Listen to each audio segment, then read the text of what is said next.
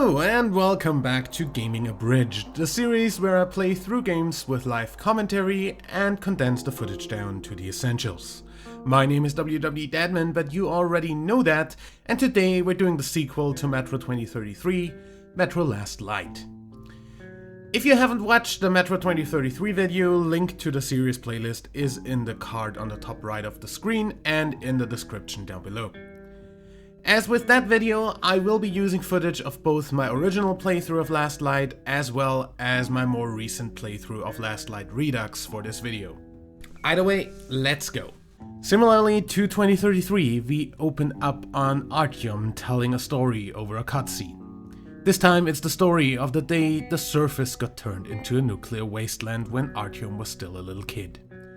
This cutscene continues after we officially start a new game, with Artjom talking about the Dark Ones and how the truth about them is even scarier than the stories people tell of them. We then finally enter first-person view, sitting around a campfire in a tunnel. Suddenly there is an alarm, and Dark Ones attack, then turn into Nosalis, and as we kill one of them, they turn into humans. Holy crap. Wait, what? What? What? What? Then a Dark One stands in front of us and Kahn wakes us up from this nightmare. He tells us that he saw a Dark One that survived the attack from the end of the last game and that he immediately set out to find Artjom since the Dark Ones had tried to communicate with Artjom before that missile strike. Ullman comes in and tells Kahn to get lost and us to follow him to meet Miller. On the way we stop by the armory and grab a gas mask, some filters, medkits and some military grade rounds as advance payment for this month. Artjom is a ranger now after all. As with the first game, you can use the military grade ammo for shooting and it does way more damage, but you'd literally be shooting your money at people or mutants. We also get to choose 3 weapons to take along.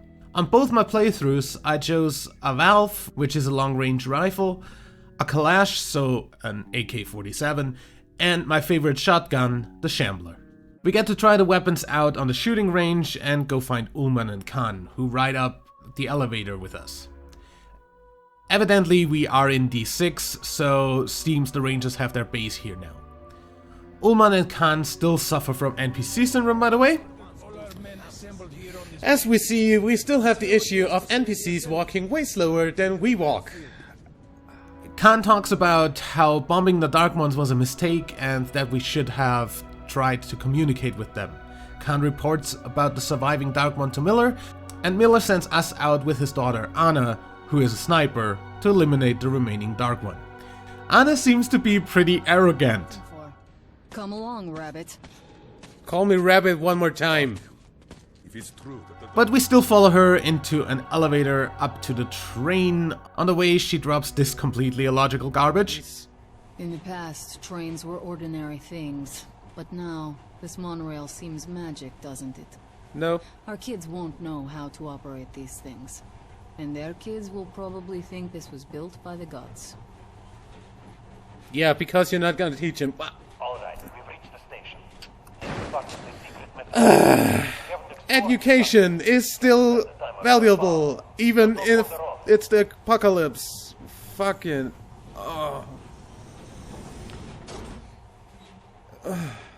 So yeah, she obviously doesn't believe in teaching kids anything important or something. Fuck if I know. Also, on my original playthrough, I had to replay this part after my PC's power supply fried during a recording and deleted my save file in the process. It also happened to delete all my input bindings for some reason. Yeah, we're going to do that. Right, you ready? Let's move.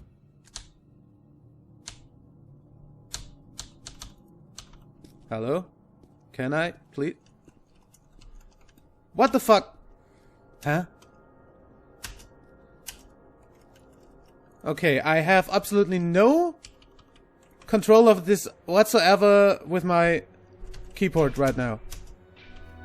Either way, we get into a sewer and climb up to the surface. Up there we split up, with Anna taking position with her sniper rifle up on some sort of ruin, and us going on towards the botanical gardens to find the Dark One Kahn was talking about. On the way, we obviously get attacked by mutants. These are Watchmen, and I totally called these same mutants Nosalis in the 2033 video of this. To my defense, nobody tells you the names of anything in 2033, and they look similar enough. Watchmen haul for backup and live on the surface. Nosalis are more likely to be found in tunnels. Anyway, we shoot them with the help of Anna and continue through a path where we eventually encounter a small Dark One, obviously a child.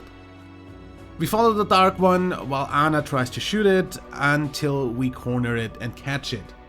We have a vision of the Dark One's point of view of the ending cutscene of the first game and wake up to the Dark One being captured by Nazis. Still warm. Guten Morgen. Morgen. We find ourselves in a familiar situation as we wake up as a Nazi prisoner, about to get executed. They also have 2 Reds captured, one of which they unceremoniously kill, and the other frees us and escapes with us through the garbage chute. His name is Pavel, and we sneak through the shadows all the way through the prison, knocking people out from behind and killing a few using throwing knives. We also let the prisoners out when we reach the door controls and leave the prison along with Pavel. We try to get through a crowd of Nazis undiscovered, but fail to do so, so we run instead. Then we get on a cart and leave the station behind us. We reach a dead end with the cart. Pavel climbs into a pipe to take a look around the station blocking our way and gets captured. The gates open and we shoot our way through the station since sneaking is actually hardly even doable with this one.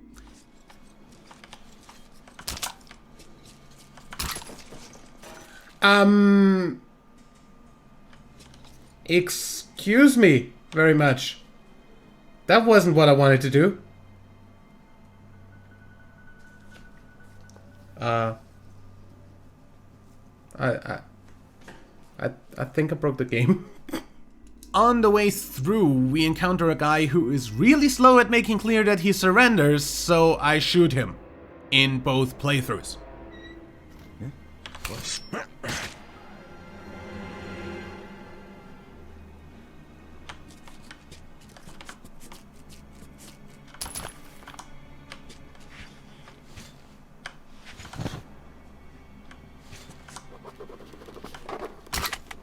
How the hell am I supposed to know that he's gonna surrender?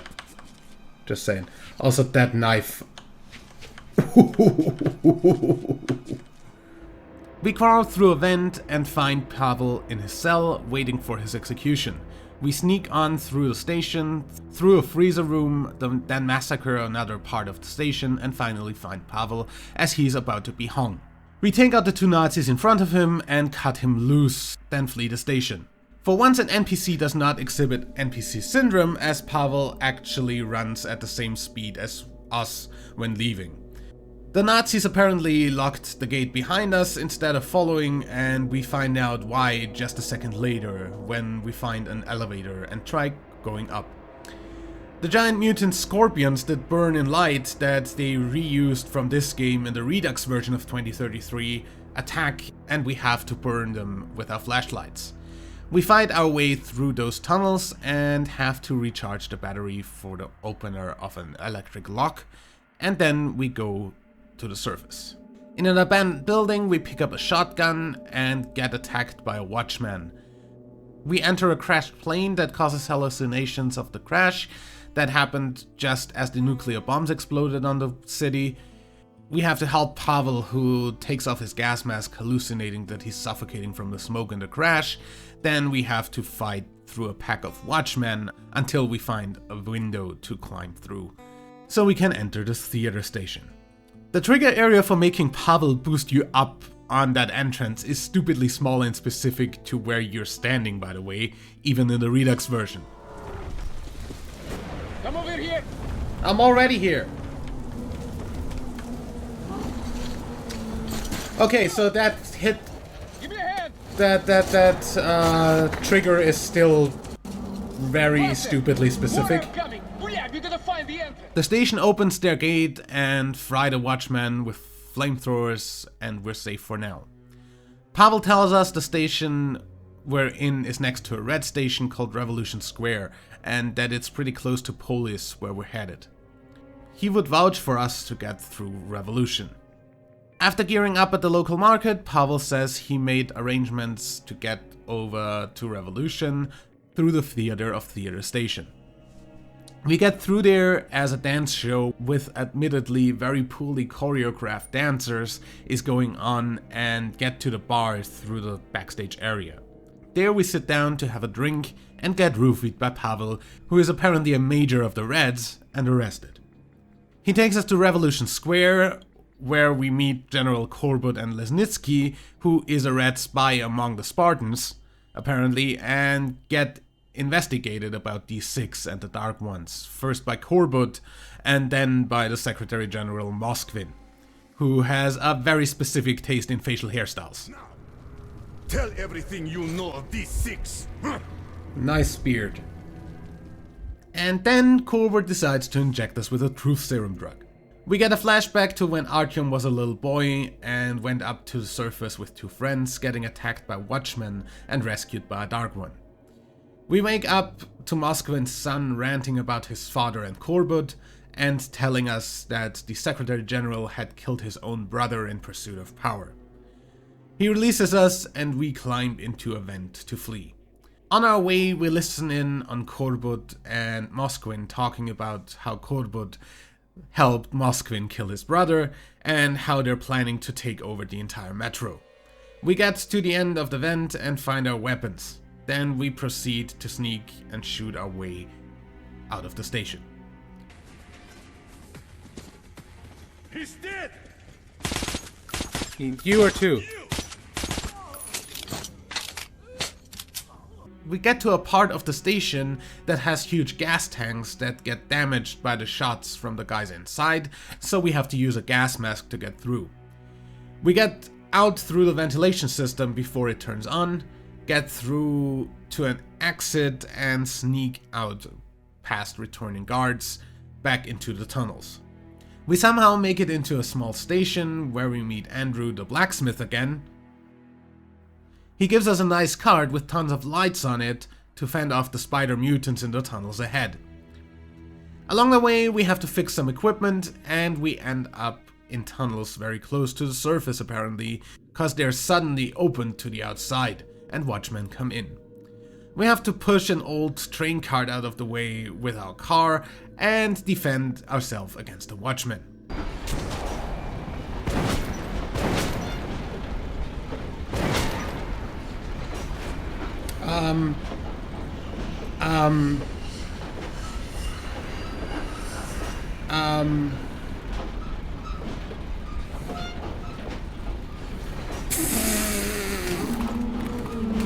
Then we end up breaking through a bunch of barricades and crashing.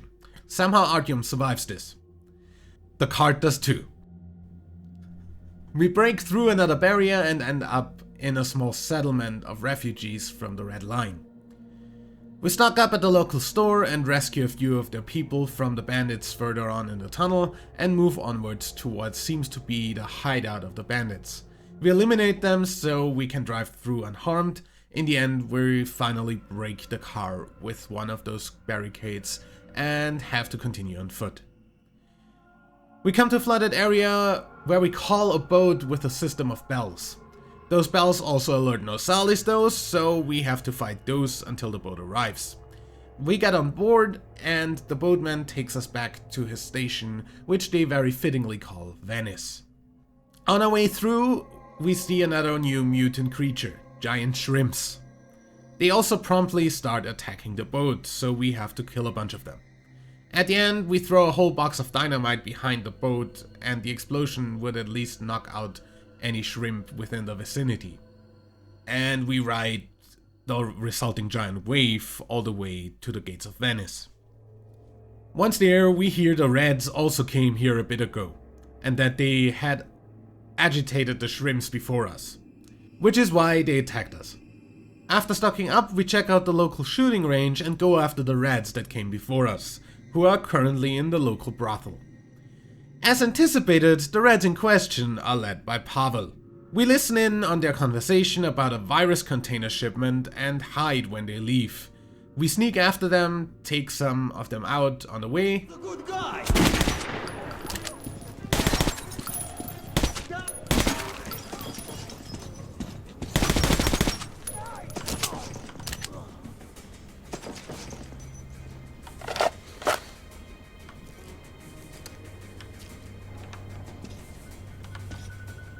And find Pavel, but he manages to get away. He does tell us though that the Dark One is at Oktyabrskaya. We get a nice protective suit to wear on the surface and go up to find Pavel. The marshes outside are foggy and hard to navigate safely, especially with the shrimp creatures around. Whoa, what are you?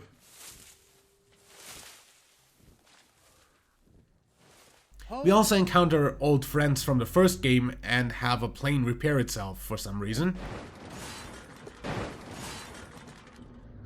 How am I supposed to get out? Here? Really? And where do I need to go? That's the other problem. We also glitch a demon into a boss. Excuse me? I think I broke the game. Then we fuel up an old motor that powers a raft cable lift kinda contraption across the water. While we wait for the raft, a humongous version of the shrimps attacks. Eventually we get on the raft and continue onwards. In the next section, it's dark, so I guess the sun has set over the time the raft took to get us here. On top of the shrimps, we now also have watchmen to deal with.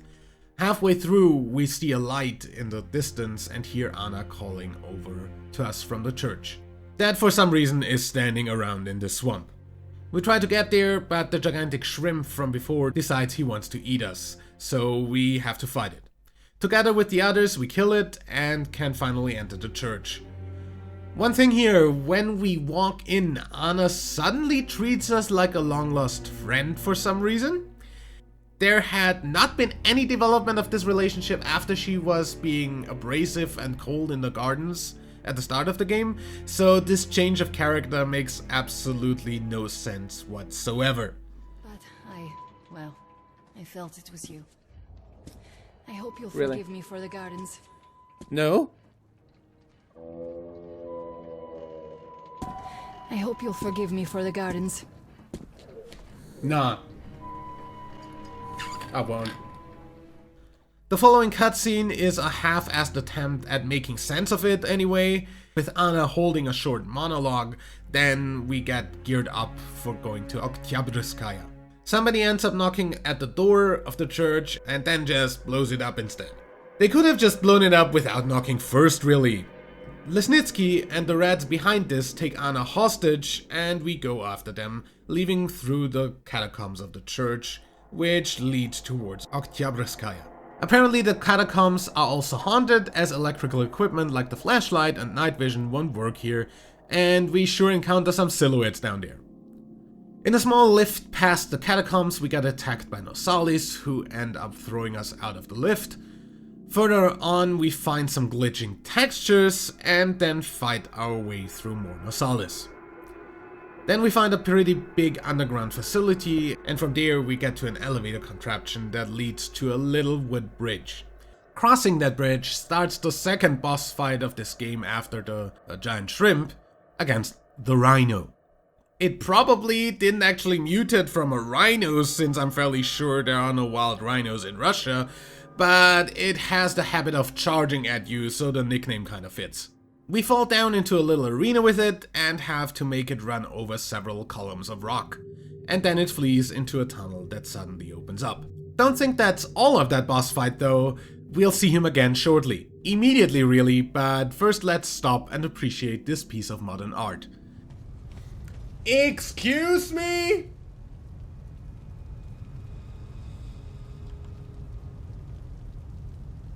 Is this art or... Anyway, we need to follow it into a larger arena, where we have to make it run into stuff again, while we also get attacked by Nosalis. The arena slowly starts filling with water from cracks forming in the ceiling, and finally, in my original playthrough, the rhino just randomly collapses from what is probably a severe concussion. Huh? Seriously? Seriously? While in my Redux playthrough, after destroying everything, it was suddenly susceptible to bullets.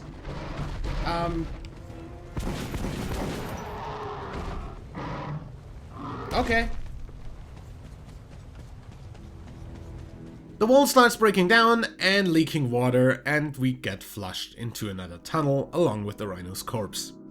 Conveniently enough, we get out right next to a vent that leads to where Anna is being held captive, Oktyabrskaya, a station apparently suffering from a viral epidemic. And they should take quarantine very serious, and unfortunately for them, carry incendiary grenades on their belt. I stealth snipe my way through, and at one point I'm pretty sure one of the enemies walked through a wall. What? Did you just see someone walk through the wall? Was that just me? But we go onwards into what seems to be an area full of poison gas. The entire place catches fire, and we basically take out the entire station again before finding Lesnitsky, who is holding Anna at gunpoint. We aim, shoot him through this gas mask, and he somehow manages to break our gas mask by shoving Anna into us. We almost suffocate trying to get out, but in the end get rescued by our people. Obviously, with Oktyabrskaya infected with a virus and both Artjom and Anna getting exposed to unfiltered air in there, the possibility of them being infected is there, and they get put into quarantine until they're confirmed to be in the clear. The next scene is Anna talking about how she doesn't think anyone will survive this war, and then immediately shifting to undressing and getting it on with Artjom. This scene is stupid, and it should feel stupid. That's not how relationships work, but apparently 4A Studios have no clue of relationships. Either way, we get both cleared, and therefore I'm off to keep looking for the Dark One. On the way out, we overhear a doctor talking about the virus and find out the Reds are apparently using it as a bioweapon. Outside the station, we meet Kahn, and we follow him into the tunnels again, entering through a giant venting system. The metro is a living, breathing thing, with a heartbeat, a soul, and a mind. The metro itself. Yeah, sure. We enter an abandoned tunnel and get to fight Nosalis again before going for a swim. That looks like water, yeah. Since when is water not radioactive in this game? Then once again, electrical lights don't work, cause there's ghosts in the river. Kahn tells us to not be surprised by anything. He wasn't joking. Is that a phone? I think it's for you. What? What? Wait. What?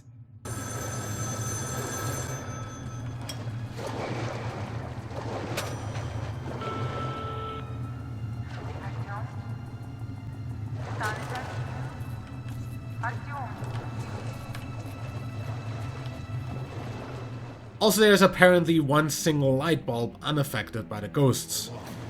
I like how this is working.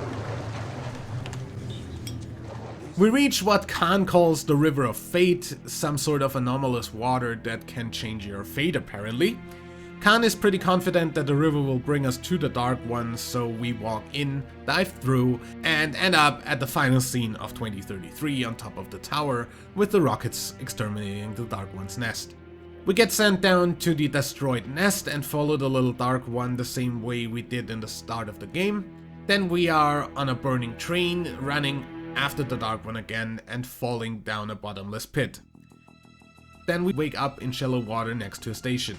We take a train cart and encounter the Reds, who are taking the Dark One to a different place via train. We board the train and shoot our way through until the train explodes, and by that releases the Dark One from his cage. We then proceed to have another flashback to the time Artjom was saved by a Dark One as a kid. After that, we take the Dark One, who fainted for some reason, and walk out of the crashed train.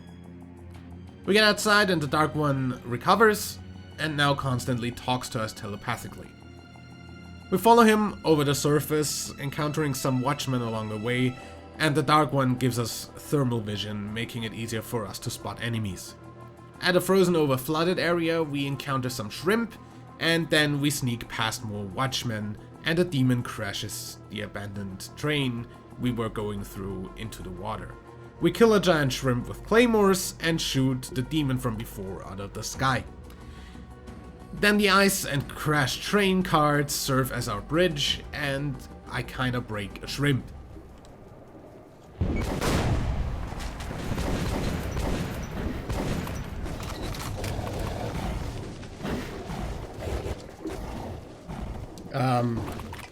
Excuse me? I think I broke the game.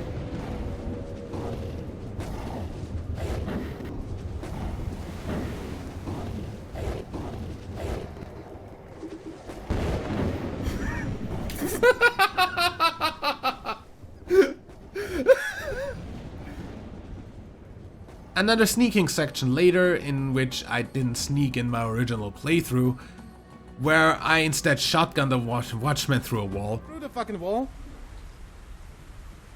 Wow! I never knew the fucking shotgun had that much power. And another swampy section, we get to a station and gear up. And the rats storm the station in search of us. We snipe through and run into Lesnitsky. The Dark One makes us dive into his memory, which makes Lesnitsky go unconscious. We're given the option to either kill him or just knock him out, and I knock him out to at least have some karma points. And we continue through heavy rain until we reach a literal ghost city. There we almost get run over by a car in a vision and shoot some more watchmen. We leave the ghost town through an area with cliché wall hands onto what used to be the red square. The Dark One gets stuck in a fence. Yo. Did you bug out?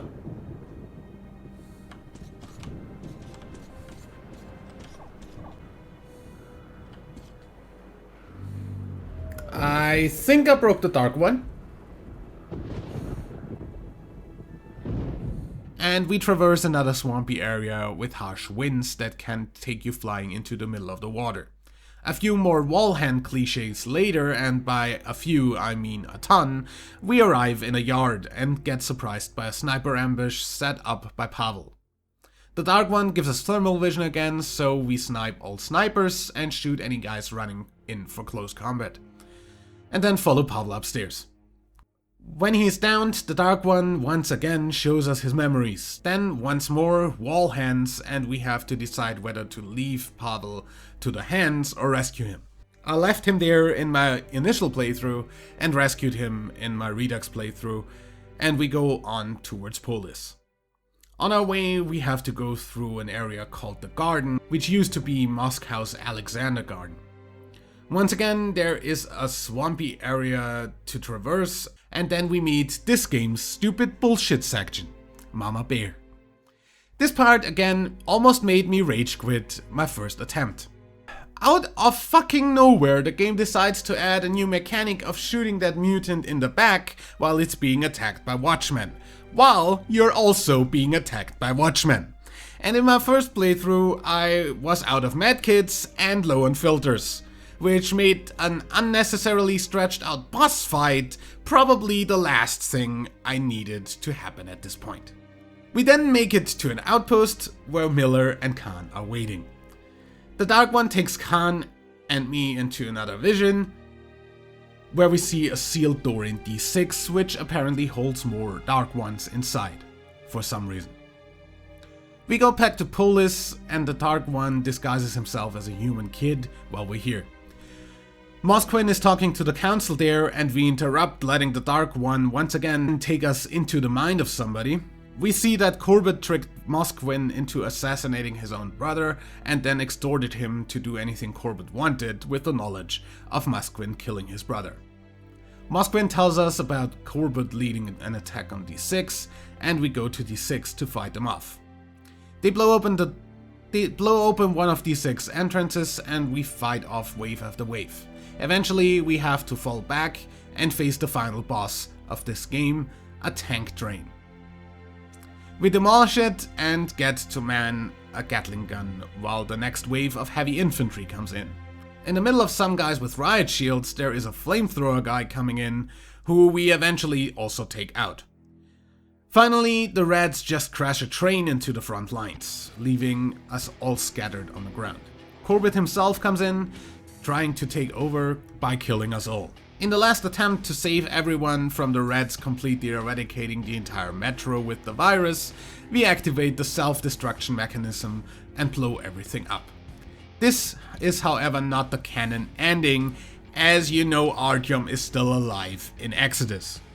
The canon ending is the good ending, which is once again only available if you collect all the karma points, which is easy to miss. However, here is the canon ending for you anyway. The Dark Ones arrive just as we're about to activate the self-destruction, and the little Dark One stops us. The Dark Ones that got freed from D6 take out the Reds, and we get a wrap-up from Artjom telling us that Ullman died in the fight, Miller lost his legs but is now in charge of the police guards, and Kahn just disappeared. And then the Dark Ones leave. Cut to credits, and this concludes Metro Last Light. Thank you very much for watching. Leave a like if you enjoyed, check out the other videos on my channel, and I will see you for Metro Exodus in the next installment of this series. And that one won't take us long to come out, as I don't need to watch 2 of my own playthroughs fully to write the script. Until then though, my name is WW Dadman, and I'll see you next time on Gaming Abridged.